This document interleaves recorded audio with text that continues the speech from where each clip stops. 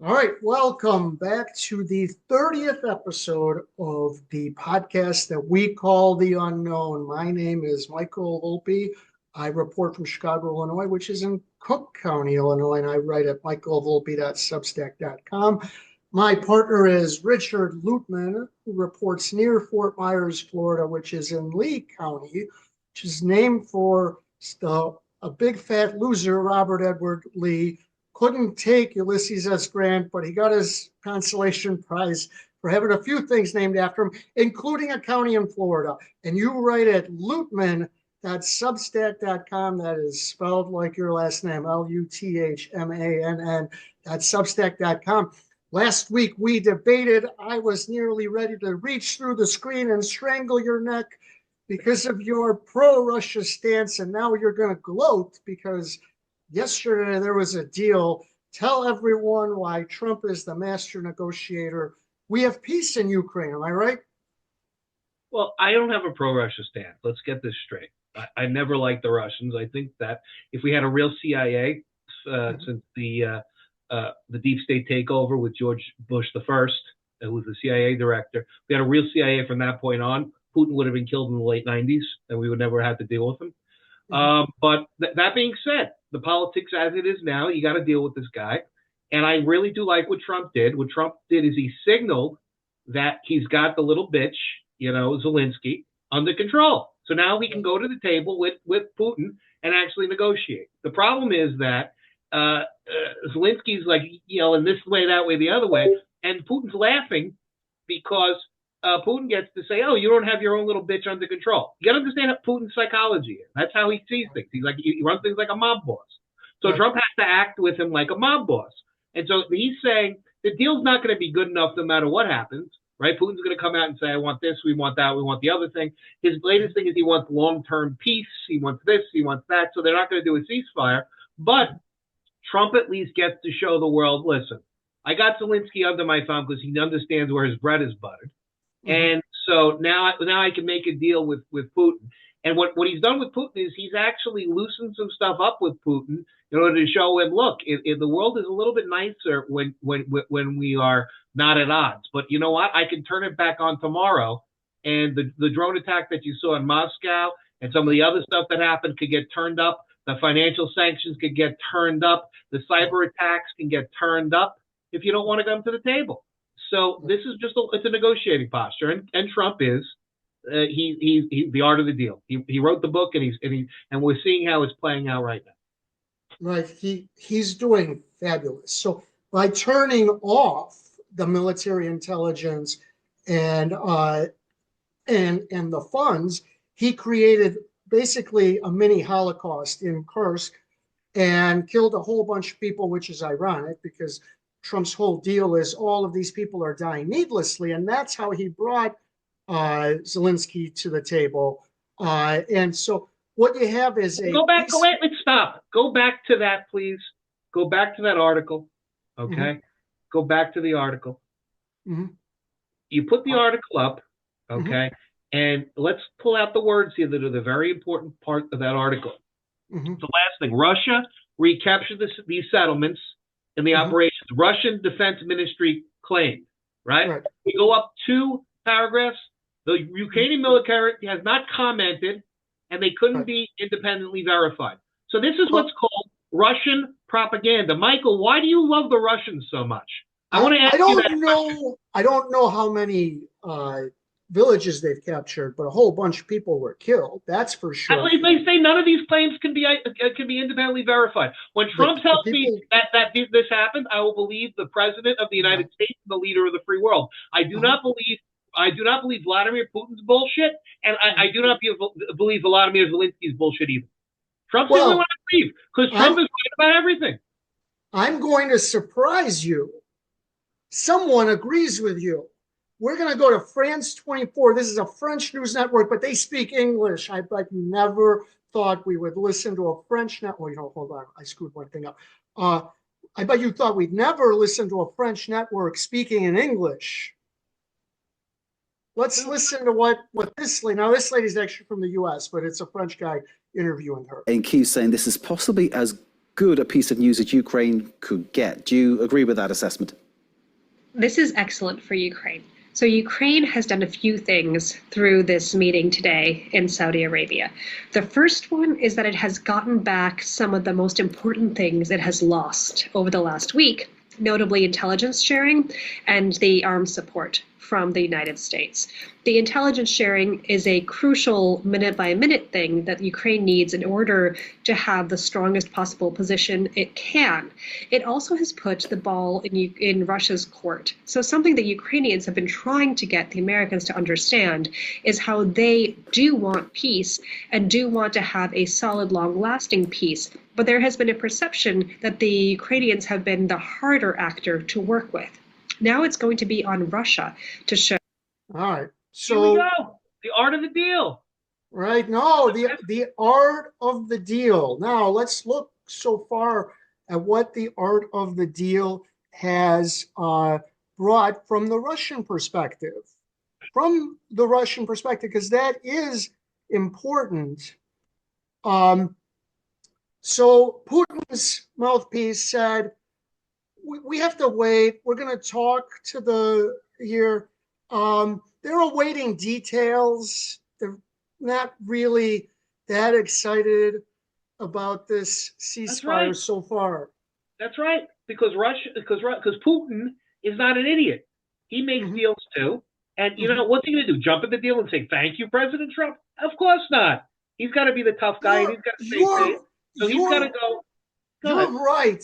He invaded a country, took territory through naked aggression. So he should definitely negotiate the best terms possible. That's a great way to make sure he doesn't invade any more countries. The best way to make sure he doesn't invade any more countries is U.S. direct foreign investment into the Ukraine and this mineral deal and everything else. Because, you know, as soon as the deal is inked, the ceasefire, then we draw the lines and they stand that no one's going to cross. No one will cross those lines because they're backed by the United States and they're backed by Donald Trump. That's the point. You have a bunch of idiots in George W. Bush, in Barack Obama, and in Joe Biden that basically Putin, took their lunch money every time. Well, now we're going to have actually something there which is tangible. That is mineral extraction and everything else. U.S. interest in Ukraine, development in Ukraine, monetary and economic, restructuring of the country and rebuilding of the country, and it's backed by Donald Trump, who will have no qualms with going in there and doing what he has to do to defend American interests. Right. So, in other words, boots on the ground in case. No, I would bomb the shit out of them. We got bomb them. All right. Again, the guy who wants to stop World War III is going to go ahead and bomb another country. All right. The drone attacks happened the other day in Moscow. They had the biggest drone attacks we've seen in a long time. They've had many. Itself. And they know that these are parts of war. It's not a high-level escalation with these types of drone attacks where it hits, industrial targets and things like that. Okay, they're in a war and they know what's going on, but they have to understand that these things happen and these type of retributions happen when geopolitical events get to that level. We do it all the time in countries like Iran. We hit industrial places. When they make attack. Israel does it all the time. They hit different places. We're going to ensure that like Iran doesn't get a nuke. Well, you don't think that we won't hit strategic Russian targets if they come and try to screw with American interests overtly? Come on, that's why Greenland's so important at this point. That's why there's so many things, so many moving pieces here that Trump is putting into place to advance American interests. And this is one of them. Yeah, I think lobbing a few drones isn't going to do anything. I think the only way to stop Putin's aggression is a ground war, and MAGA is not going to go for that. We'll see. You now agree that he actually has to get tough with Putin. I think what Putin's going to do is like a poison pill, though he may not see it as a poison pill, but he's going to renegotiate that deal, possibly demand that Zelensky be replaced as a part of the ceasefire. If he did that, would you be okay with that? Would you be willing? Would you say I would tell Zelensky if I was his advisor, I would tell him, Vladimir, you had a good run. Your Swiss bank account is full. And now you can leave and pretend that you're Winston Churchill. Because the Brits did the same thing to Churchill after he won them the war. So you can say, we won the war and they turned me into Churchill. And maybe in 20 years, like Churchill, they'll make you the prime minister once again for a swan song. All right, I got it. So Putin will invade a country through naked aggression, take some territory, force out the leader of the other country, and that would definitely not be any kind of a reason for him to attack any other countries. All right, so Tucker Carlson is simping for Qatar now. And he sat down with, I don't know where he is in the hierarchy of this non-elected government. And these questions were so absurd, but I wanted to play just this one part.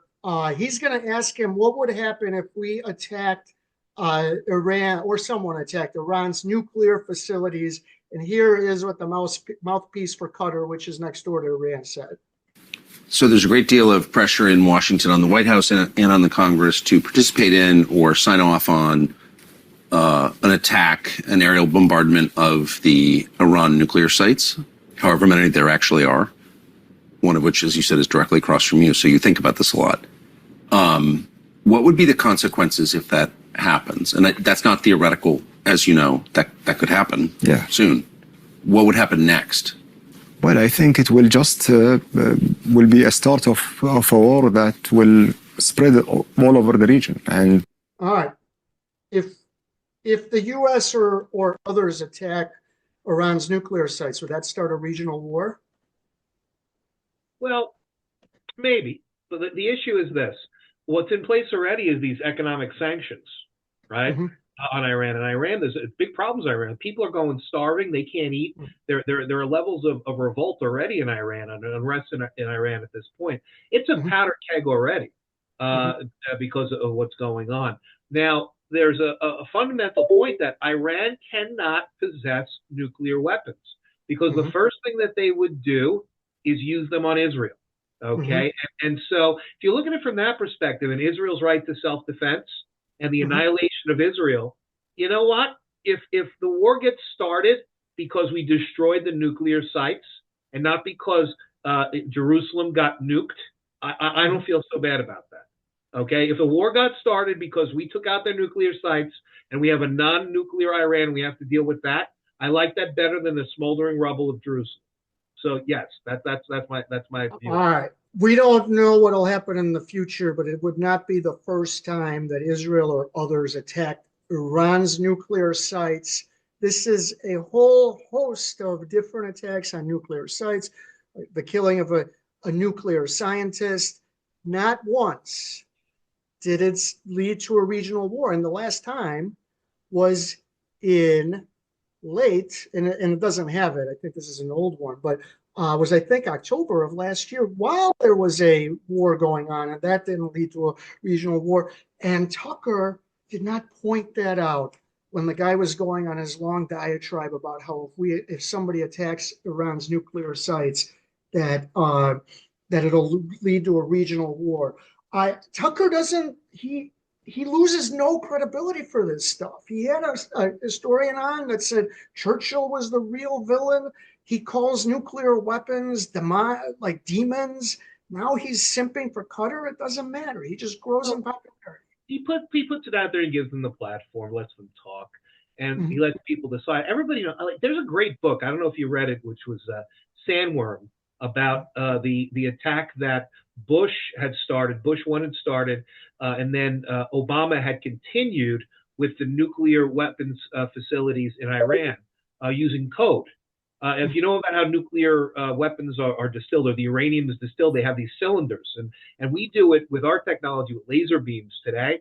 But some of the older technology that they're using is centrifuges, and we had a code that got snuck into their facilities that was a virus, basically, that made their cylinders go haywire and destroyed their nuclear capability, set them back years, which I think is the most important attack. That was at the end of the Bush one, or George Bush, the second administration, Junior, and then going into Obama, and Obama actually had the victory there in cutting down their nuclear capabilities through that. But I think it's Sandworm is the book.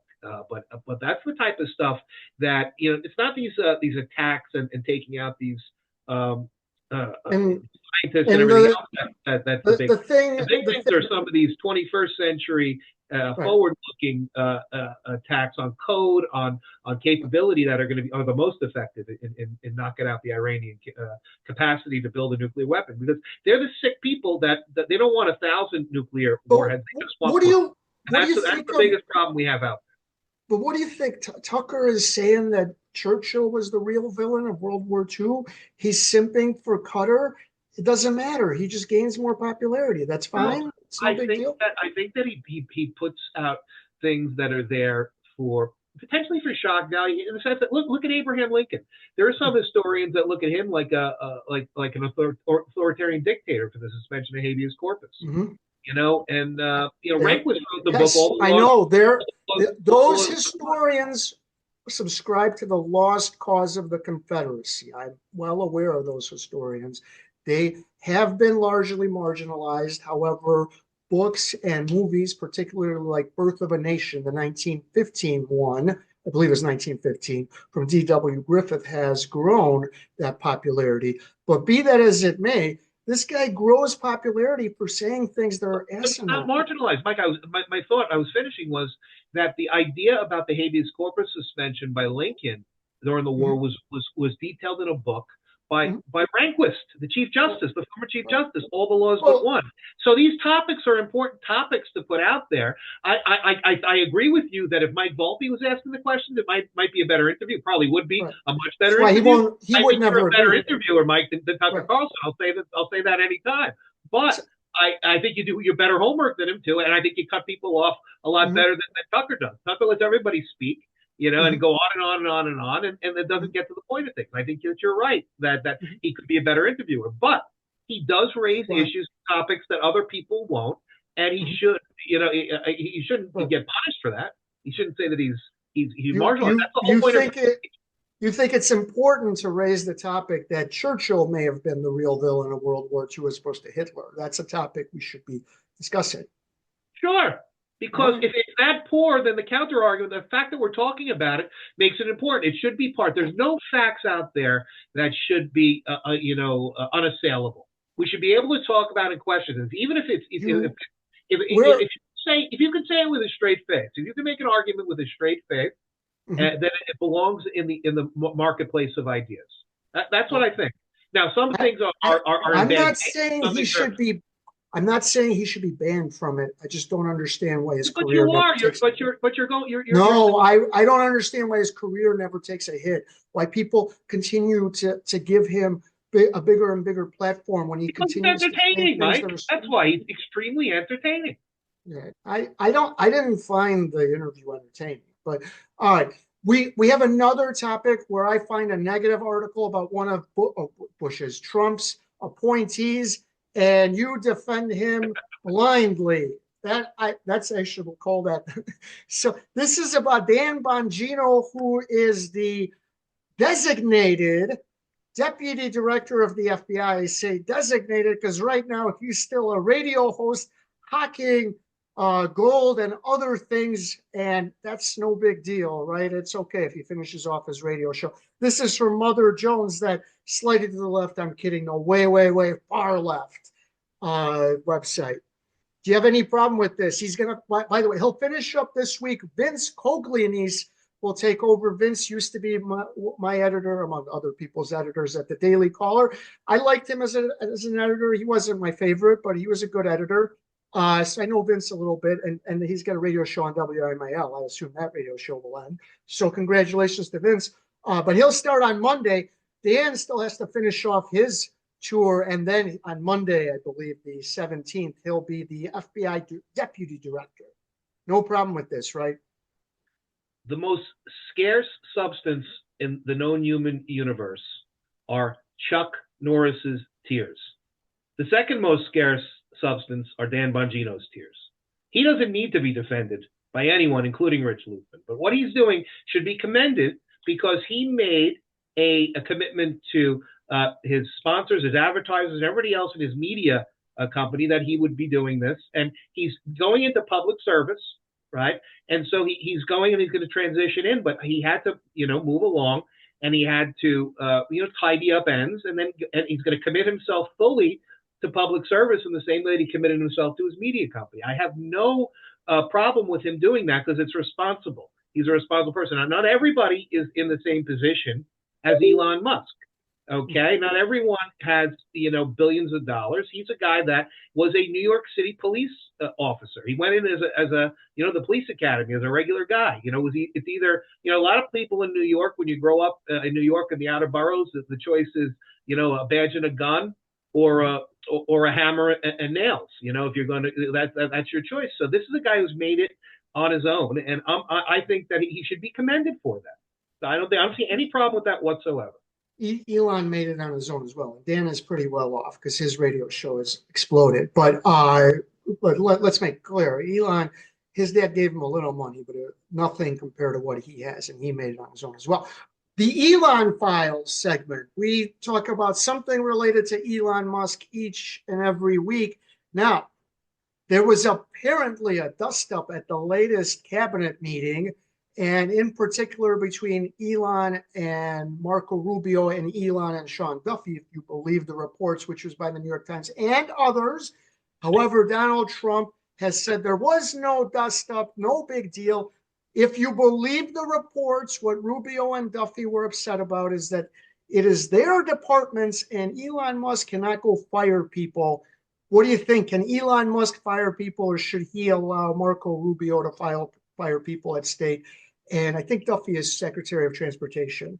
And every other secretary, even the ones who weren't upset. And according to the New York Times, others would have stood up, but because of how intense the blow up was, they decided not to weigh in.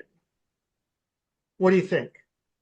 First of all, do you believe the report? Do you think there was a dust up? That's number one. I think that it's fake news because it's being reported by the New York Times, The Hill, and everything. And else. others. Their goal is to disrupt Trump's momentum and what he's trying to do. The fact of the matter is, even if it is, let's assume it is true. Let's assume that the reporting can be believed and there was a quote unquote dust up. The question is, what kind of dust up was it? Was it a heated disagreement like you and I have almost constantly Basically. On our show, or was Basically. It something where no one said they went to blows. They were, but they were not just speaking back and forth according to the reports. They were yelling. Yeah, well, that's the question. The question is, is it yelling? But the question is this: the buck stops at somebody, and the buck stops with the President of the United States first and foremost, right? But in our constitutional structure, you have a United States Senate, confirmation process, and with each of these agencies, the buck stops with the person that the Senate has confirmed. Elon Musk, as much as I love him, has not been confirmed by the United States Senate, and so Marco Rubio is 100% correct in his legal interpretation that he has a full reign over what he can do in his department that is subject only to the discretion of the President of the United States. Now, if he does something and the President wants something done, and Elon tells the President this is what I think should be done, and the President agrees, then that's a different story. Then he tells Elon, he tells Marco, I want this done. But Elon doesn't have direct control in any way, shape, or form. He's a consultant. That's what he is. He's probably the most high-profile consultant, management consultant, and staffing consultant in human history, and efficiency consultant in human history. So he's giving recommendations. Now, would they be foolish, the cabinet heads, the agency heads, not to take his recommendations? They'd be very foolish, but they should consider his recommendations and then make their own decisions given their independent judgment, because our constitutional structure says that the senators that we elected have confirmed the person that is the cabinet member and the agency head, and we have to respect that first and foremost. I agree. I don't think Elon should be allowed to fire anyone. And I think President Trump can give directives. He fires the people he appoints, but it's up to Rubio to decide who underneath those, and Duffy and all the cabinet secretaries, who underneath those gets fired. And I think Trump gives the general directive, but if President Trump is saying, you got to fire this mid-level staffer, that's not going to work well, because then the secretary is not running their department. Wait a second. Wait a second. he can come in. I don't think he can go, he could probably do it. He's the president and target a specific person. He didn't like that person. But I think that Trump could say, Secretary Rubio, for the people that fit within this category of persons pose a national security risk, in my opinion, as the chief executive officer of the United States, or have some type of risk. I would like all the people that fit within this category to be removed from the State Department. I think that is totally within the bounds of what the executive power of the president. I think he could do it, but then then the secretary's not running their department, and you create other problems.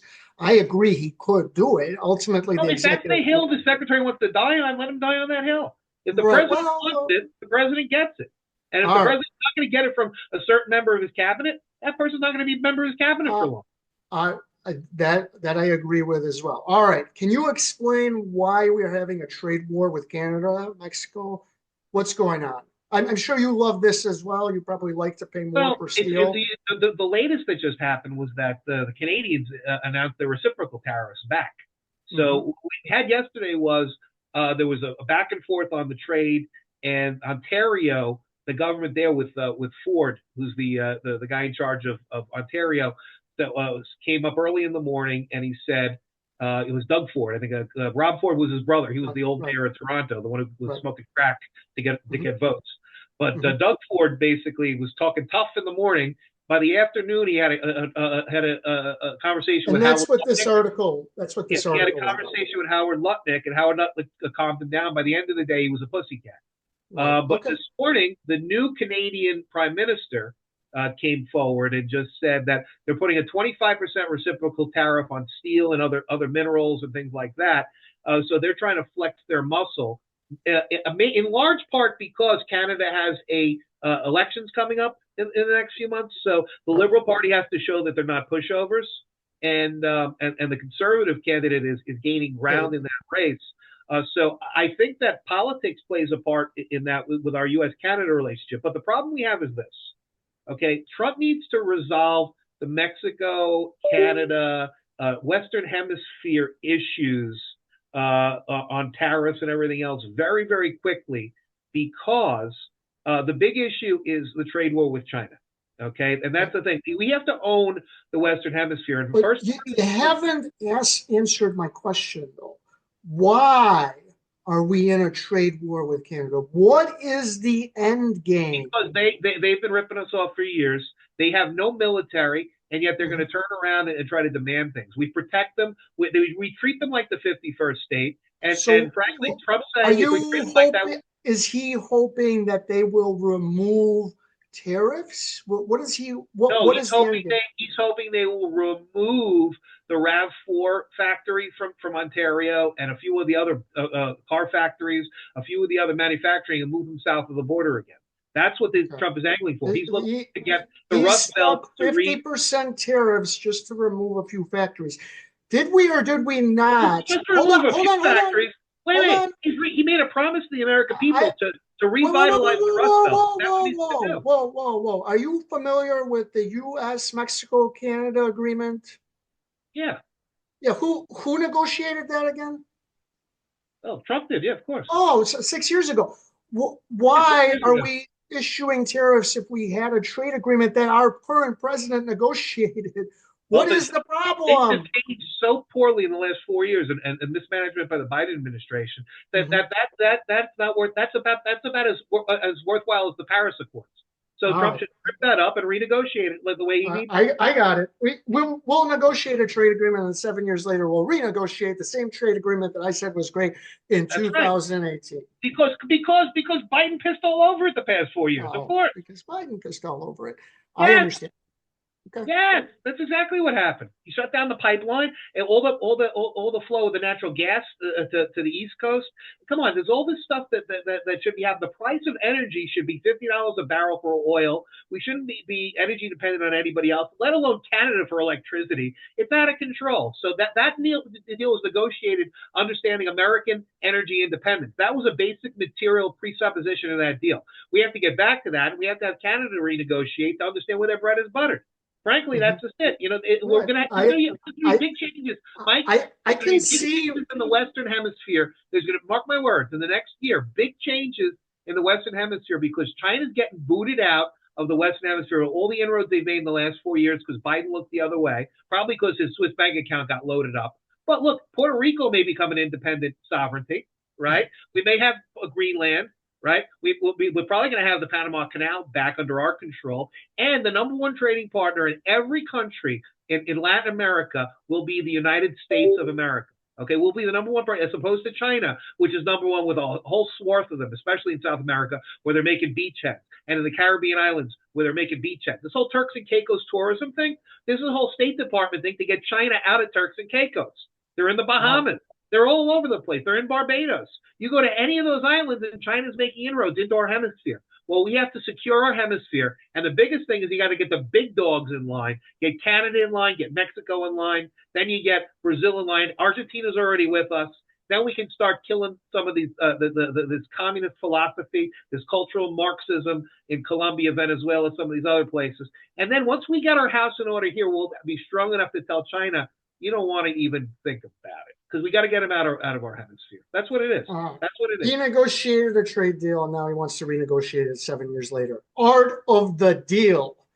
Right. All right.